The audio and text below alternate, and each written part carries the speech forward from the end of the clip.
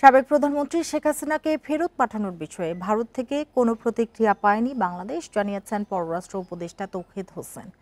বিকেলে পূর্বাঞ্চলে বেলাবো সমিতির অনুষ্ঠানে অংশগ্রহণ শেষে সাংবাদিকদের প্রশ্নের জবাবে একথা বলেন তিনি। এর আগে শুক্রবার ভারতের পররাষ্ট্র মন্ত্রণালয়ের মুখপাত্র রণধীর জয়সওয়াল সাপ্তাহিক ব্রিফিংয়ে জানান, শেখ হাসিনার প্রত্যর্পণ নিয়ে ভারত এখনো কোনো মন্তব্য করতে প্রস্তুত নয়। এক সপ্তাহ আগে ভারত যেমন এই প্রশ্নে নিরুত্তর ছিল, এখনো তেমনই। গত ২৩ ডিসেম্বর মানবতাবিরোধী অপরাধের অভিযোগে সাবেক প্রধানমন্ত্রী শেখ হাসিনাকে ফেরত পাঠাতে ভারতের কাছে চিঠি পাঠায় বাংলাদেশ। সংগঠন ভালো একটা সংগঠন হিসেবে দাঁড়িয়ে যাচ্ছে। এবং জানেন যে একটা বিশেষ পরিস্থিতিতে যা কিছু বক্তব্য আসুক না কেন আমরা সেটা দেখছি এবং সেটার প্রেক্ষিতে আমাদের অবস্থান আমরা ঠিক করে নেব। আমরা এখন পর্যন্ত আমি কোনো চিঠি পাইনি, এটা জাস্ট পত্রপত্রিকাতে যেটুকু দেখেছি সেটুকুই। এ নিয়ে আলোচনা করতে রাজধানীর মিরপুর ডিওএইচএস এলাকা থেকে আমাদের সাথে যোগ দিয়েছেন কেমব্রিজ বিশ্ববিদ্যালয়ের সাবেক ভিজিটিং ফেলো অধ্যাপক মোহাম্মদ মুজাহিদুল ইসলাম। জনাব অধ্যাপক মোহাম্মদ মুজাহিদুল ইসলাম, আপনাকে স্বাগত জানাচ্ছি ইন্ডিপেন্ডেন্ট টেলিভিশনে। যেটি শুরুতেই আপনার কাছে জানতে চাই যে অন্তর্বর্তী সরকার কি শেখ হাসিনাকে ফেরত আনতে পারবে? আপনার কি মনে হয়? ধন্যবাদ আপনাকে। এটা আসলে একটা কঠিন প্রক্রিয়া। আমরা জানি যে সবাই যে গত ২৩ ডিসেম্বর বাংলাদেশ সরকারের পক্ষ থেকে ভারতকে অনুরোধ করা হয়েছে শেখ হাসিনাকে প্রত্যাপনের জন্য। তার বিরুদ্ধে অভিযোগ আছে গণহত্যা এবং মানবতা বিরোধী অপরাধের জন্য, যে মানবতা বিরোধী যে অপরাধ ট্রাইব্যুনাল আছে সেই ট্রাইব্যুনালে, আন্তর্জাতিক অপরাধ ট্রাইব্যুনালে তার বিরুদ্ধে অভিযোগ আছে। কিন্তু আমরা জানি যে এই যে প্রত্যাপনের যে আইনটি, এই আইনটি একটা জটিল বিষয়, যে কারণে এটা সহজভাবে কোনো উত্তর দেওয়া যাবে না যে শেখ হাসিনাকে বাংলাদেশ প্রত্যাপন করতে পারবে কিনা। এটা শুধু বাংলাদেশের ব্যাপার না, আন্তর্জাতিক যে আইনের যে ব্যাপারগুলো আছে সেই আইনগুলো কোন একটি রাষ্ট্র যদি ভঙ্গ করার চেষ্টা করে তাহলে সেই আইনগুলোকে খুব দ্রুততার সঙ্গে সেগুলোকে মানে বাস্তবায়ন করা খুব কষ্টসাধ্য হয়ে পড়ে অন্য কোনো রাষ্ট্রের জন্য। আমরা সবাই জানি যে ২০১৩ সালে বাংলাদেশ এবং ভারতের মধ্যে একটি প্রত্যর্পণ চুক্তি সই হয়, যেটি ২০১৬ সালে পুনরায় আবার সংশোধিত হয়। এবং এর আগে ১৯৬২ সালেও ভারতের যে প্রত্যর্পণ আইন আছে সেই আইন অনুসারে, বিশেষ করে ৬২ সালের আইনের যে ১২-র যে ২ ধারা আছে সেই ধারা অনুসারে, এবং পরবর্তী সালে ২০১৩ সালের যে চুক্তি আছে সেই চুক্তির ১ অনুচ্ছেদ, তারপর হচ্ছে ১০-এর ৩ অনুচ্ছেদ এবং ৬ নং অনুচ্ছেদ অনুসারে আসলে ভারত শেখ হাসিনাকে প্রত্যাপন করতে বাধ্য থাকবে। কিন্তু আবার এই একই প্রত্যাপন চুক্তি যেটা আছে সেটার ৮-এর ১-এর ক ৩-এর ধারা যেটা আছে, সেইখানে যদি ভারত সরকার অর্থাৎ বিশেষ করে শেখ হাসিনা যদি ভারতকে বোঝাতে পারেন যে তার বাংলাদেশে ন্যায় বিচার পাওয়ার সম্ভাবনা নাই, সেই ক্ষেত্রে ভারত সরকার সেটাকে দেখিয়ে তাকে নাও পাঠাতে পারেন। কিন্তু সবচেয়ে বড় ব্যাপার হচ্ছে যে প্রত্যাপনের বিষয়টি অনেক জটিল। একদিকে আছে আইনগত, অন্যদিকে আছে আন্তর্জাতিক যে রাজনীতি, সেই রাজনীতির যে আহ জটিল যে কুটিল যে রূপ, সেই বিষয়টি। অর্থাৎ আমি বলছি যে শুধুমাত্র আইন দিয়ে এই প্রত্যাপন সম্ভব না। এক্ষেত্রে দ্বিপাক্ষিক যে সম্পর্ক, এবং সেই সম্পর্ক দিয়েই কেবলমাত্র ভারতকে যদি আমরা কনভিন্স করতে পারি যে কেন বাংলাদেশের সঙ্গে ভারতের সম্পর্কটা জোরালো করার ক্ষেত্রে এটা খুবই গুরুত্বপূর্ণ বিষয়, কেবলমাত্র সেই ধরনের সুসম্পর্কের মাধ্যমেই এই বিষয়টা সম্ভব হতে পারে।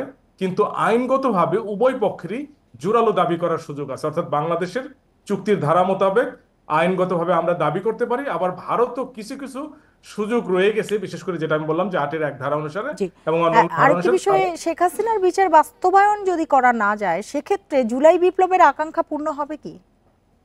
জুলাই বিপ্লবের আকাঙ্ক্ষার একটি অংশ হচ্ছে শেখ হাসিনার বিচার করা, কিন্তু আমি মনে করি না যে বিচার তো হবেই, কিন্তু বিচারের পরে অনেক আসামি আন্তর্জাতিকভাবে আছে যে পালিয়ে থাকে, এবং সেই পালিয়ে থাকার অর্থ এই নয় যে জুলাই বিপ্লবের আকাঙ্ক্ষা বাস্তবায়িত হবে না। তবে এটা বাস্তবায়ন করা আমাদের লক্ষ্য এবং উদ্দেশ্য, অবশ্যই সরকারের, বাংলাদেশ সরকারের, বর্তমান সরকারের লক্ষ্য এবং উদ্দেশ্য, এবং সেটা করতে পারলে অনেক বেশি ভালো হবে। কিন্তু যদি সেটা নাও হয়, যথাযথভাবে বিচার হওয়া এবং শেখ হাসিনা পালিয়ে আসেন মৃত্যুদণ্ড কাঁধে নিয়ে, সেটা দেখাও কিন্তু এক হিসাবে জুলাই বিপ্লবেরই বাস্তবায়ন। কারণটা হচ্ছে বিচারটা হওয়াটাই মুখ্য ব্যাপার, মূল ব্যাপার। তারপরে পৃথিবীতে অনেক আসামি, দণ্ডপ্রাপ্ত আসামি অনেক সময় পালিয়ে থাকেন, সেটা আলাদা বিষয়। জি, শেখ হাসিনাকে ফেরাতে আপনি দ্বিপাক্ষিক আলোচনার কথা বলছিলেন, যেহেতু আইনের অনেকগুলি বিষয় রয়েছে, সেক্ষেত্রে সব রাজনৈতিক দল ঐক্যমত্য হয়ে ভারতের সঙ্গে আলোচনা করে বা অন্য কোনো বন্ধু দেশের মাধ্যমে চাপ দেয়া কি সম্ভব? আমি মনে করি এই মুহূর্তে আন্তর্জাতিক রাজনীতিতে ভারতের যে অবস্থান, সেই ক্ষেত্রে বন্ধু রাষ্ট্রের চাপে এটা খুব একটা সম্ভব হবে না। আমরা জানি কিছুদিন আগে কানাডার সঙ্গে ভারতের যে কূটনৈতিক এবং রাজনৈতিক সম্পর্ক যাচ্ছিল, সেই ক্ষেত্রে ভারত যে অনমনীয়তা দেখিয়েছে, সেই বিবেচনায় আমি বলতে পারি, সেই ঘটনাকে উল্লেখ করে আমি বলতে পারি যে অন্য কোনো পক্ষের চাপে ভারত এই ক্ষেত্রে তার অবস্থানের পরিবর্তন করবে না। আর অন্যদিকে আমি যদি বলি যে আওয়ামী লীগের সঙ্গে, অর্থাৎ বিশেষ করে শেখ হাসিনার সঙ্গে ভারতের যে সম্পর্ক, অর্থাৎ ভারতের যে আওয়ামী লীগের উপর যে পূর্ণ আস্থা, শেখ হাসিনার উপর যে পূর্ণ আস্থা, সেই ক্ষেত্রে বাংলাদেশের সকল রাজনৈতিক দল মিলে ভারতকে চাপ দিলেও আমি মনে করি না যে ভারত এই ক্ষেত্রে তার অবস্থান পরিবর্তন করবে। ভারত মনে করে নিজেকে একটি উদীয়মান পররাষ্ট্র সুপার পাওয়ার, এবং সেই বিবেচনায় তারা বাংলাদেশের মতো যে রাষ্ট্রগুলো আছে তাদের সঙ্গে বিভিন্ন রকম বৈরী আচরণের মধ্য দিয়ে নিজেদেরকে প্রতিষ্ঠিত করার চেষ্টা করে যে তারা হচ্ছে শক্তিশালী রাষ্ট্র। এবং সেই বিবেচনায় এই ক্ষেত্রে আমি বলবো এক ধরনের গো ধরার মতো করে দ্বিপাক্ষিক সম্পর্কের অবনয়ন হলেও তাদের যে রাজনৈতিক যে এগো সেটাকে বাস্তবায়ন করার চেষ্টা করবে। একই সঙ্গে ভারতের যে অভ্যন্তরীণ যে রাজনীতি আছে সেই রাজনীতির লক্ষ্যেও ভারত সরকারের পক্ষে শেখ হাসিনাকে প্রত্যর্পণ করা সম্ভব হবে না।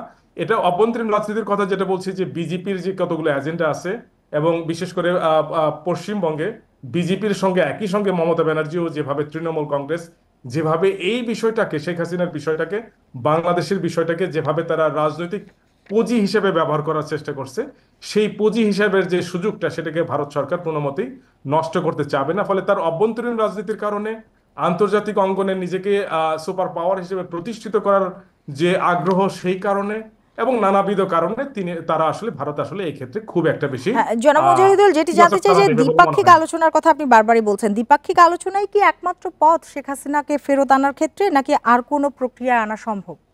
আমি মনে করি দ্বিপাক্ষিক আলোচনা ছাড়া আর কোনো প্রক্রিয়া এটা সম্ভব না। তবে আমি যেটা মনে করি যে দ্বিপাক্ষিক আলোচনাও এই ক্ষেত্রে খুব একটা বেশি ফলপ্রসূ হবে বলে আমার মনে হচ্ছে না, কারণ ভারতের যে বর্তমান যে অবস্থান সেটাকে বিবেচনা করে আমি মনে করি যে তারা আসলে এই ক্ষেত্রে খুব বেশি ইতিবাচক সাড়া দেবে বলে মনে হয় না। জি, জনাব মুজাহিদুল ইসলাম, আপনাকে অনেক ধন্যবাদ আমাদের সময় দেওয়ার জন্য, আমাদের সাথে যোগ দেওয়ার জন্য।